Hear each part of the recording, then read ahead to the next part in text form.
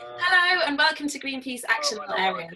I'm Sarah and I'm joined by my co-host Jonathan and Callum of Small Green Shoots, and today we're delighted to interview Pete of Melt Yourself Down. How's your 2020 been so far? Madness that it is. Weird. Yeah. Been really weird, but in quite a good way in some ways, because obviously it's been quite nice to be at home a lot. I mean, I'm sure we're all feeling the same way. You know, it's been quite settled.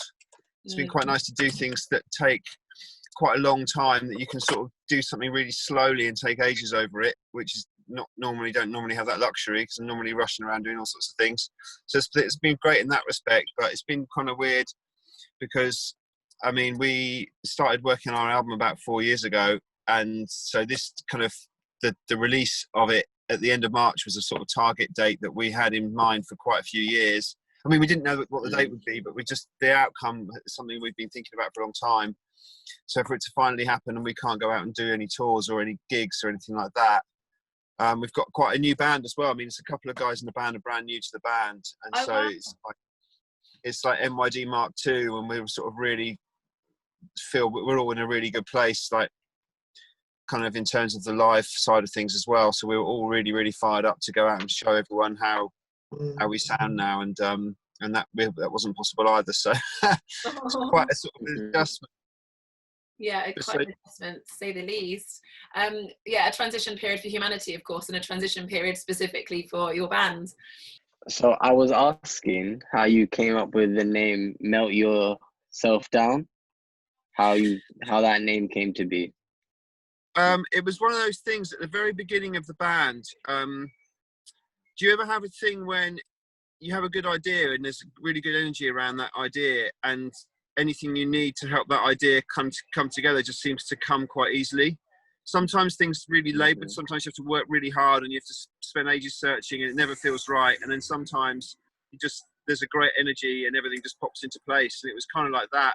And band names are one of those things that I've spent so much time in the past trying to find and searching for and thinking of. It's such an incredibly difficult thing to do, and I thought of this idea for the band, and the sound I wanted to make and what I wanted to do, and I just kind of the next morning I sort of thought, okay, I wonder if there's, because I was really into this guy called James Chance. I don't know if you've heard of him. It's worth checking out, and if you haven't heard of him, he's like a kind of late 70s, early 80s saxophone player.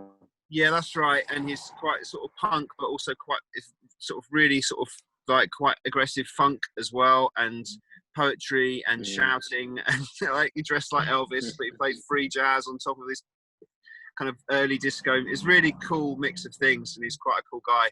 So I thought, I wonder if there are any James Chance albums with kind of cool names. So I literally just googled that, and then that came up, Melt Yourself Down, and I just thought, that's really cool. That would work, because it also works with the concept which I had was to try and create a kind of a global kind of sound that kind of transcended kind of borders, not just genres, but also kind of geographical borders as well, because a lot of the music I was listening to at the time was African, but then I was also listening to lots of stuff from New York, and obviously being from London, and there was lots of kind of quite large geographical ground being covered. So I really like the idea of all that being melted down. And also philosophically, the idea of melting down your ego, or melting down your borders, the boundaries between us, and all that sort of thing, the boundary between audience and band, all those kind of things, like to sort of question those boundaries and borders and things. So it kind of summarized a lot of different things for me, so it worked, and it also sounded cool, which helps.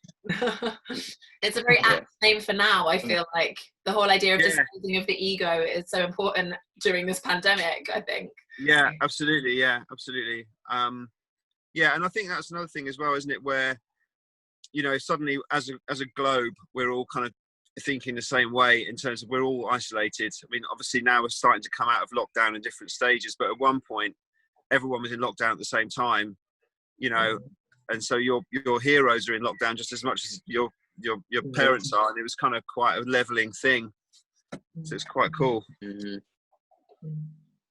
Yeah. So would you say James Chance also inspired you to play the sax as well then? No, I Would you say discovered he James had an Chance effect on quite you? late. Sorry? I said, so would you say he was the effect on you, or was that someone else? Or? I discovered him quite late on, really. I've been playing for 30 odd years when I discovered James Chance. But he really helped me because a lot of the movement for me over the over my career and my life has been that I've listened to a lot of pop music, a lot of popular music, but then I've sort of played the saxophone, so I've had to study a lot of jazz. And there was always a kind of divide between loving music that was kind of like current, and then also loving kind of jazz as well. And there was always this divide. So I kind of consciously tried to find ways to bridge that gap so that I could play music that felt like I was feeling fulfilled, but also was able to engage with popular kind of modern culture as opposed to only jazz culture from the 1950s or something. So there are certain figures in my life that kind of represent that bridge. And James Chance is one of them because he kind of crossed so many different genres and so many different worlds, you know. So yeah, his actual saxophone playing hasn't influenced me a whole lot. It's more like his position as a figure in musical culture at the time kind of influenced me, you know. So I suppose following on from that, mentioning James Chance, with the name itself and even recent releases, you often wear your influences on your sleeve, isn't it? Yeah. And why do you think it's important to let people know of those that inspire you? I think quite a lot of the time when I'm really into an artist, I really dig as deep as I can to find out how they do what they do. I really want to know how they get what they get. And quite a lot of the time you'll find interviews of people where they're promoting their record. They're talking about things other than a fairly in-depth analysis of what it is they love and how they put it together. And I'm always looking for that. And sometimes you can get it if you dig deep enough. So I'm always quite keen to let people know that stuff if they ask. I think it's also important as well because my position as a jazz musician is that jazz is a kind of a way. Once you've learned how to play jazz, it's kind of, you have to learn how to analyze music and take the bits you want from it and use them for your own devices, and then kind of like regurgitate them in your own way. That's kind of a process. And so it means that you can be a bit of a DJ with it. You can be into this or you can be into that, and you can be into lots of disparate musics, and they can all kind of come together and you can make sense of it. And I think sometimes if you're into a certain type of music that maybe isn't quite as flexible as that, you might not have you might not see the similarities between genres. And sometimes people can be sort of stuck in lanes, like I like punk rock and that's it, you know. Whereas sometimes you can say, well, it's very similar to bebop if you look at it like this. And I really love that idea of actually the essence that's behind a lot of this music is the same, regardless of the outer aesthetics of it, if you know what I mean. Yeah, definitely. So is there a method that you take then when analyzing to find out kind of what elements you like to incorporate together from different genres, or is it just as it comes? For me, I know a lot of people are very natural and they can hear stuff and just kind of process it, and I'm quite analytical. When you learn how to play jazz, you're learning. You say you're looking at someone's solo, you transcribe that solo, and then it's all about language basically. And for me, the whole effort's been about trying to find my own language. And I understand that my own language is going to come from bits of other people's languages that I'm going to put together in my own way. And so the clues for me are like, oh, I like that, and I like a bit of this, and I like a bit of that. And so I'm going to try and take that, and I'm going to try and use it in my own way. So in order to do that, I have to kind of be quite precise about what it is that I'm taking and how I'm going to use it on the one hand. So yeah, when you learn a jazz solo, you transcribe the solo, you write it down, you look at you analyze it, and then you take one bit of it, and I'm going to use that as a building block for my kind of language. So I'm just sort of doing that, but not just with solos, but with more elements than that. It might just be a kick drum sound, or it might be a cymbal, the way that they've mixed a cymbal. or it might be a scale or something more technical. It's kind of, it's almost like there are two sort of types of imagination, where you've got the synthetic imagination and the creative imagination. So with the creative imagination, I'm responding to the way I feel, or I'll wake up with a tune in my head and write it down. It's all very natural. But then there's the synthetic imagination, where I'm very consciously taking an element, analysing it, putting it in, you know, and it's always a relationship between those two sides, really. That's the short answer.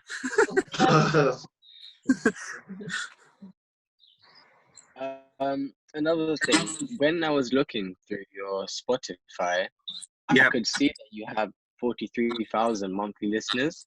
Yeah. I was wondering if there's like a target that you lot are hoping to reach by a certain date, or if you have any goals that you have in mind. None. I think that kind of thing would drive you mad if you try and do that. When I first, because for years and years I was just kind of making jazz, and so there wasn't really a relationship with kind of an audience bigger than, because for years as well, before you could record at home, like the idea of making an album or recording an album in a recording studio was something you could only do if you had a record deal. You know, you couldn't ever afford to do it off your own back. You had to have a record deal, and the idea of getting a record deal was so remote. So for years it was just about playing gigs to small audiences. So, you know, if you got 100 people come to your gig, it felt great, you know. So it's like, as time's gone on, I've given up on the idea of just trying to do things to attract more people. I hope it resonates with people, but yeah, it's kind of a bit of it'll drive you mad. But when with my previous band, when we first kind of went over the line and we first kind of made an album and people started responding to it, I did try, and it was such an extremely exciting position to be in, having only ever played to people that turn up to your gig, that I did try and chase that for a bit. I did try and chase, oh shit, we've got a review with a bit of a bad word in it. Oh no, God, no, we're going to lose people. And yeah, for about 6 months, I did try and chase that, and I was really unhappy. I was so unhappy. And I remember reading an interview with Paul McCartney where he just sort of said, because someone asked him a similar question of like, you know, did you chase down audiences? Did you have targets and stuff?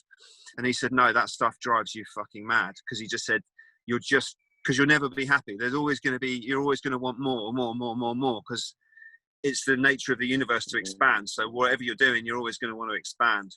So yeah, it's just that stuff will drive you bonkers.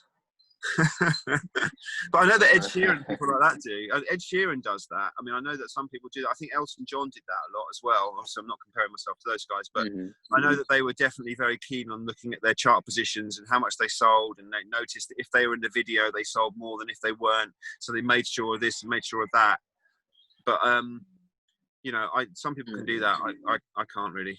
I feel as though it's the music switching to the business element of it. There's the creativity, the experience, the jazz, as you've talked about, the improvisation, the art. And then I feel as though this is the art becoming a business. And it seems to me that you'd like to remove yourself from that side of things where possible, because obviously it doesn't sit so right with you. Yeah. I mean, I think when it's creative, I can approach it the same way as I approach with the music, where there's a certain degree of analysis involved, and from that analysis you gain an insight which then gives you an idea for how to proceed creatively. That kind of thing I can enjoy. But when it's just analysis and it's just number crunching and it's just you're a slave to the numbers, then it does drive you a bit bonkers. Yeah, I mean, you can fall into it. We fell into it recently with Instagram, where we came to Instagram quite late. Because we have spent so long with our heads down making the album, we weren't promoting ourselves very much on social media, and now that we've come back over the line again with our album, suddenly we haven't really got enough Instagram followers. It'd be great if we had more, because we'd have more.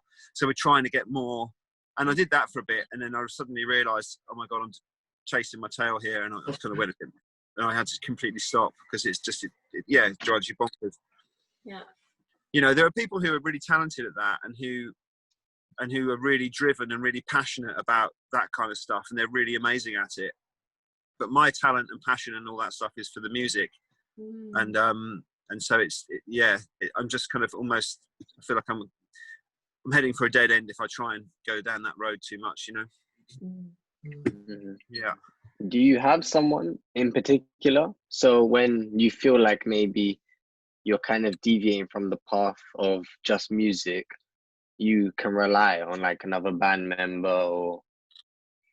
Yeah, well, Kush, who sings in the band, and we're the main writers for the band, and we're very much a team, and we're very honest with each other, and we're both quite similar as well, so we can kind of spot when the other one's going a certain way. And we've also got our manager's amazing as well, and so she's really good. She's really good at just saying, look, just take a day off and just step back and think about it. But yeah, I think we've got a really good team. Yeah, we've got a really good team now. I mean, for years I didn't have a team; it was kind of just me. Not necessarily with this band, but with other bands and stuff like that. And yeah, in those times you don't have somebody there telling you you're going mad. It's just like you just go slowly mad and you don't notice it. But yeah, no, now I'm in a much healthier position with all that stuff, so it's just good. Oh, that is good. That is good. Congratulations also on being involved in the upcoming album, the Blue Notes Reimagined. Thank you. Yeah. Album. Yeah. How did that come about? And like what drew you to be involved in this? Well, we were trying to find a record deal last year with our album, and we spoke to we were going to do it ourselves, and we spoke to all the independent record labels. We spoke to everyone, and it wasn't quite right. And then one of our managers just called me up and said, I've just had a meeting with Decca and they love the album, and they made an offer within 20 minutes, and they just were flipping out over this album. And so it was just like, oh my God, that's incredible. You know, and there's a major label. So we didn't ever think we'd be on a major label. So, and then that was an amazing moment. And then about a week later, we had the kind of signing kind of party. And then we met Rachel, who was the head of A&R. And at that time she said, oh yeah, and because they also own Blue Note, Decca also owns Blue Note. So they said, look, we're doing this project literally on that first day of meeting her. So that's when she started talking about that. And obviously for me, you know, as a jazz musician, Blue Note's like the Bible really. So to be able to interpret, obviously as a jazz musician as well, you kind of learn your craft by interpreting that material. That's your kind of bread and butter. So to be able to do it in a way that's, because it's always the problem for me, always the problem, as I said before, I'd love to do a Joe Henderson cover. I'd love to do a load of Blue Note tribute stuff, but it's like, how am I going to, if I release an album, what is it going to be? Pete Wareham's Blue Note tribute band? It's just not really where I'm at. So I've always had to kind of go that step further and create a kind of a world around something that's influenced by that, rather than doing a direct kind of tribute to it as such. So it's really nice to be asked to do it and for all that stuff to be taken care of. And we did an interesting thing. We sort of took a Joe Henderson tune, which is it's called Caribbean Fire Dance, and he says in his interview that it was about Latin American rhythms. So I'm not sure why he did Latin American rhythms with a tune that he then called Caribbean, but there we are. You know, he's allowed to do what he likes. It's Joe Henderson. Yeah, so we did quite an interesting interpretation of that, which is quite tough, quite sort of London. Yeah. So, yeah. Was it your decision to go with that song, or was it? Yeah. Okay. Why? Yeah, it was.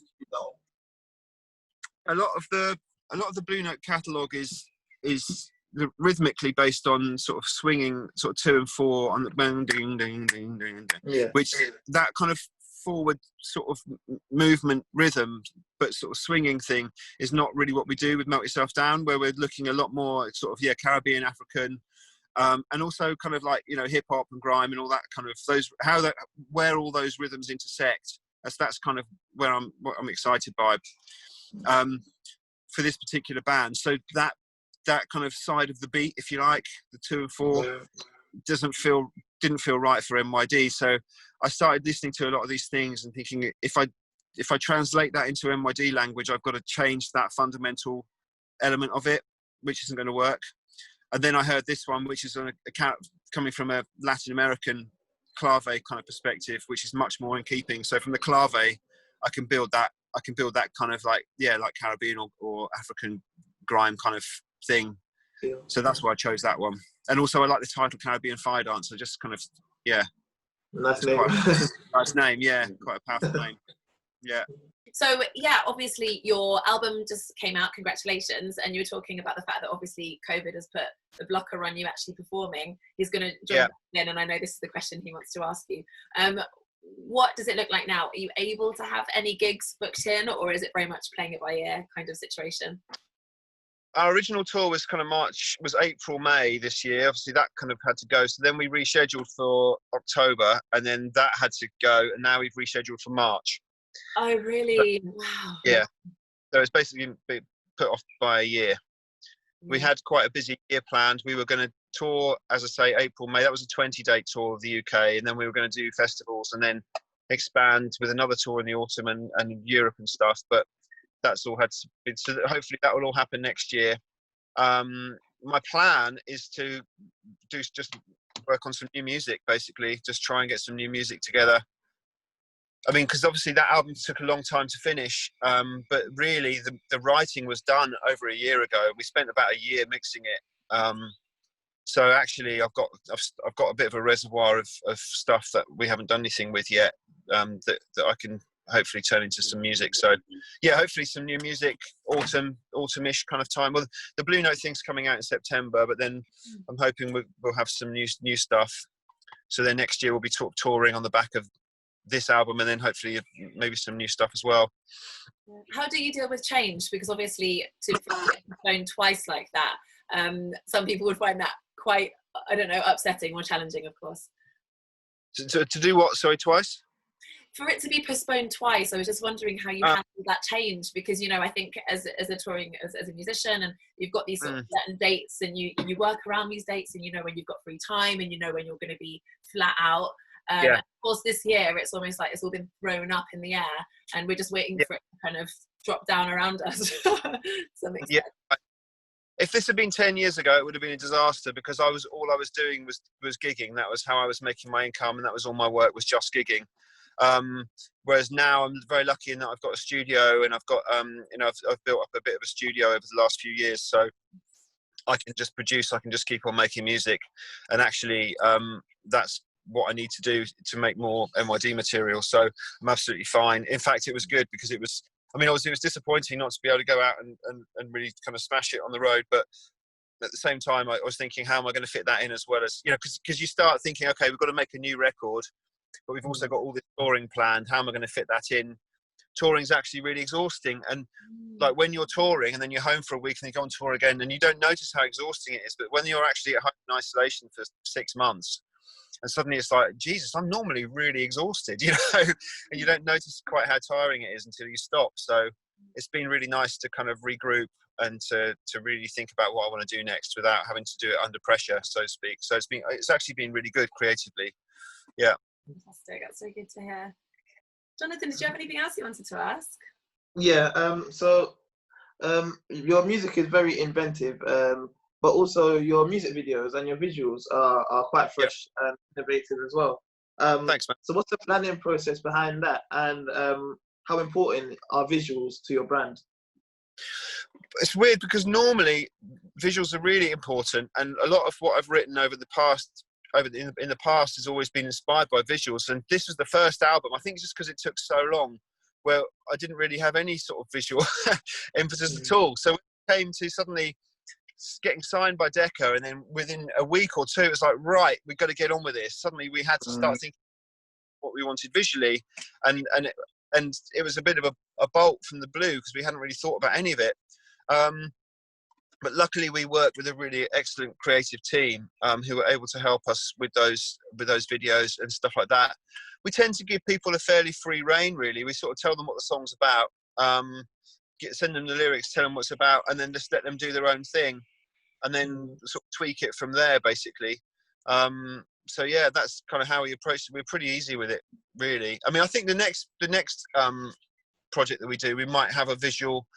I think we're probably going to come up with a visual element to it at the beginning, because this time we ended up writing a lot of songs that had a similarly kind of political, sociological element to them, but we didn't really see the connections between them until afterwards, until people started telling us the connections between them, because it happened over such a long time. Whereas I think for the next album we might kind of decide in advance what our subject matter is going to be, and because of that, we might then have some ideas as to how to approach it visually. So we might have more of a unified idea next time.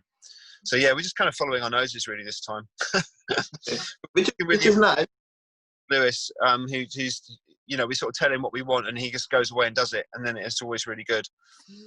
Right, yeah, and it's nice in a way when you give them the creative team free reign, you kind of get their interpretation of the song as well, which is a nice element. They've got an more objective point of view than we have. So yeah. So what were you going to say?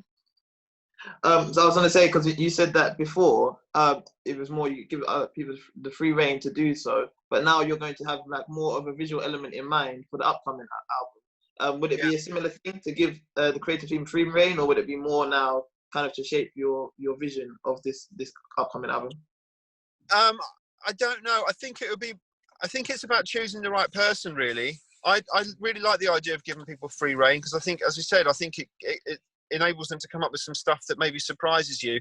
So I think it's about probably a mixture of, it's a conversation. So I don't know, because this is hypothetical, but I mean, if we did have some key ideas that we wanted to incorporate, that we wanted to sort of use as a unifying formula throughout the campaign, we would probably express those, but find the right person that we could trust to go off and use it, But I think it would all be done as much more of a sort of thorough conversation. Yeah.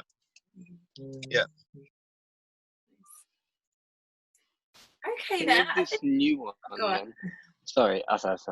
So with this new cover, I know I heard a bit about the free reign thing, but do you ever feel like you want like a hidden message within your albums, kind of thing?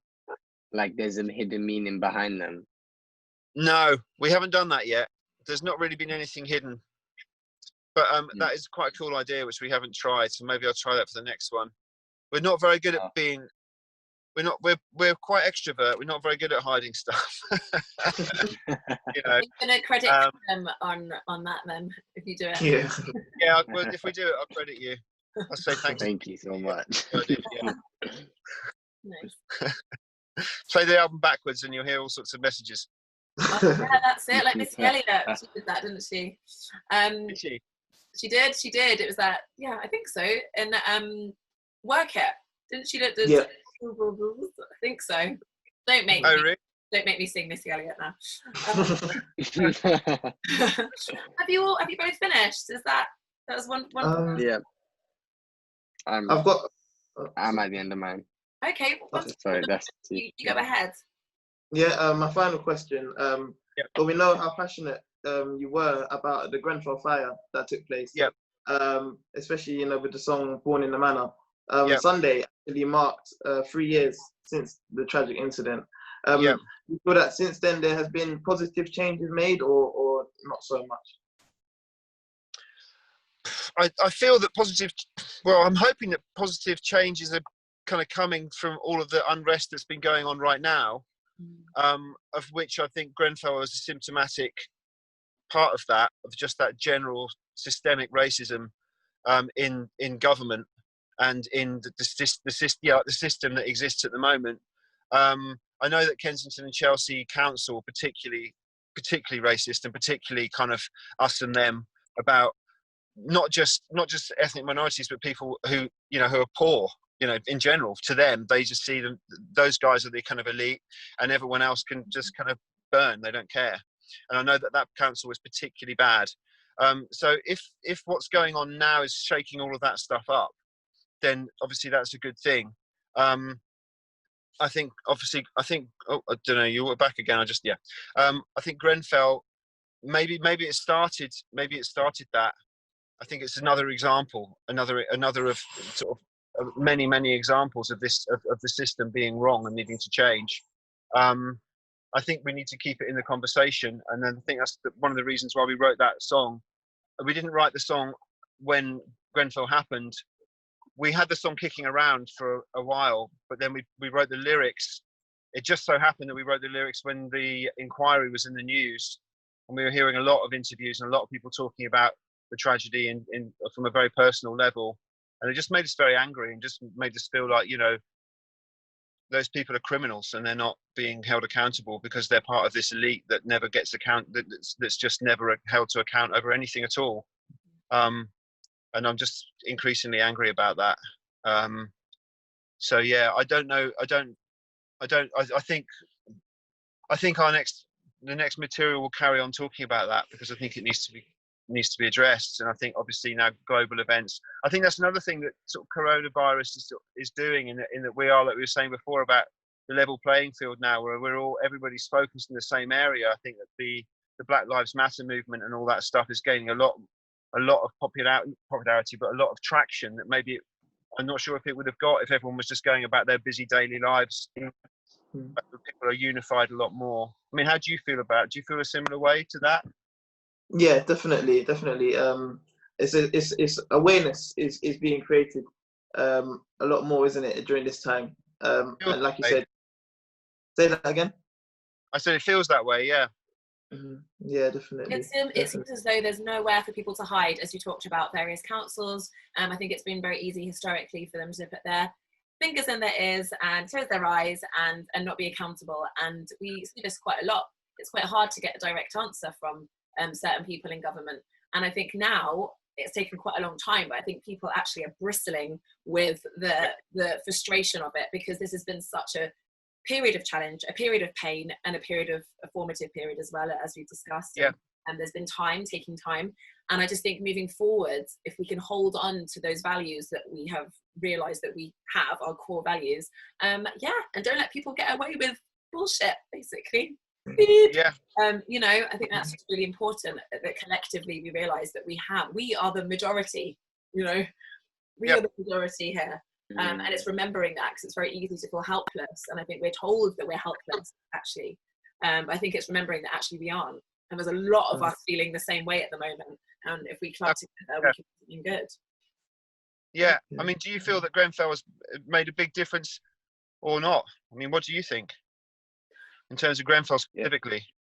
I think that there is still... I think Grenfell... Sorry, Callum. Was it Callum? You were going to say something? Yeah, sorry, no, I was going to say Grenfell could be like one of the original things, like trigger moments that set people off. Like, a lot of people seem to have just like moved on, like as if nothing happened. But now with all this Black Lives Matter stuff, it's like you're starting to remember, oh wait, they still haven't addressed this that's happened back then. Yeah. There's still 60 families.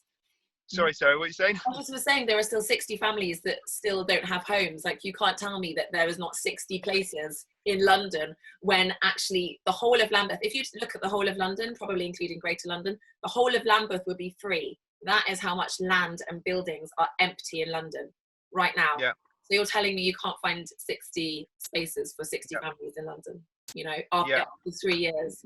And I think this is the thing. I mean, the building is still there. We've got a physical representation of the fact that this is being ignored. I mean, it begs belief.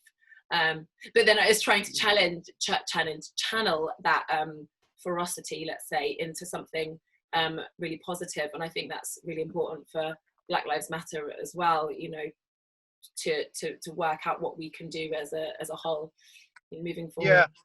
I think that as well, you know, something that's really opened my eyes recently, that, you know, the bringing down of the Colston statue, and that whole looking at British history and how we've been educated and what's been left out, you know, the amount of brutality that's been left out, and our involvement in the slave trade and all that stuff that's not there. I think that people maybe were starting to realise how deep that stuff goes, and how you know, the National Trust and English Heritage starting to consider museums, or changing their wording in these kind of stately homes to include all the people that died and all the money from slavery that built these things. You know, all of that stuff I think is really important as well. And I think that you know, you would have thought that something as big as Grenfell would be the single defining thing that changed everything, but actually it's just one of many things that keep happening. Yeah. I mean, you thought that Katrina would have been a big changing moment in US history, but it's just one of many things that's like a drip feed. But hopefully, like you say, moving forwards, you know. Yeah. Jonathan and Callum, what did you study? Did you study any history when you were at secondary school? What did you cover at? When I was in secondary school, I studied geography. I chose geography instead of history in year 7 or year 8? I did. Around year 7 to year 8, I studied history. And it was never something I was good at, so. That's okay. But did you have the dates were always so hard. Did you have any? What? Sorry. Did you have any world history, or did you have just British history? No, I think it was just general history, to be honest. Like just all around the world, like major events. And to be honest, I think this would be something that you would have to study in like a couple years' time. So like someone going through secondary school would maybe have to study about the year 2020, because a lot has happened this year. Well, absolutely. But I mean, I studied history at school at a GCSE level, you know, and a lot of that was talking about the beginnings of democracy in Britain. A lot of it was talking about Parliament, and you know, we studied William Gladstone in great detail, and never once did it come up that his dad was a major slave trader who received a massive compensation when slavery was abolished, of however many £1 million that we've only just paid off in about 3 years ago. Recently. Yeah. Only just never was that mentioned. Out. It's crazy. Yeah, it's crazy. Yeah, sorry. Yeah. No, I'm just saying I'm finding that out now, 30 years later, having studied it in a fair bit of detail at the time. You know, it's an example of how bonkers that whole thing is. And you hear about other countries sort of removing certain elements or changing, like you hear about certain countries editing their history to remove anything unpleasant, and you think, well, that hasn't at least happened here, but it's massively happened here, and it's shocking. Yeah, of course. Even the fact that I feel like I kept studying the Second World War and the First World War at primary school and at secondary school, I only ever knew about the Triple Alliance and all these kind of things, and the fact that we always came out as the victors, you know. Yeah, right. We're the winners, this little tiny island, and there's no other history besides it. And it totally affects your viewpoint. And I mean, as I got older, I realized the gaps in my knowledge. It was shocking. And I began to feel really ashamed, and I began to learn. And then actually, when I look back, I think, hold on, this is a curriculum situation. Yeah. And I think the more that we can shape the curriculum, obviously that people are looking at that now, of course, it's really important. Then young people are going to come out of school with an understanding that I definitely didn't have until my 20s, way into my 20s. Yeah, absolutely. Yeah, it's a seismic shift, isn't it, at the moment? I mean, I think, but it's weird, but like we said earlier, I wonder if it took something like the coronavirus for us all to have enough space in our lives to be able to focus on this as much as everybody is, in order for the actual change to sort of hopefully sort of take root. Who knows? Yeah. Absolutely. Yeah. Well, it's been such a pleasure. Are you guys both finished? Just to double check. Yeah. You are brilliant. Fantastic questions. So thank you so much, Pete. Thanks so much, guys. Thank you. Thanks for your. Thank you so much. Thank you for the opportunity. No, it's great. Really interesting questions. Thanks very much. I really enjoyed it. It's good to talk to you. Brilliant. Thank you. Have a great day. Enjoy the rest of the day. Thank you so much.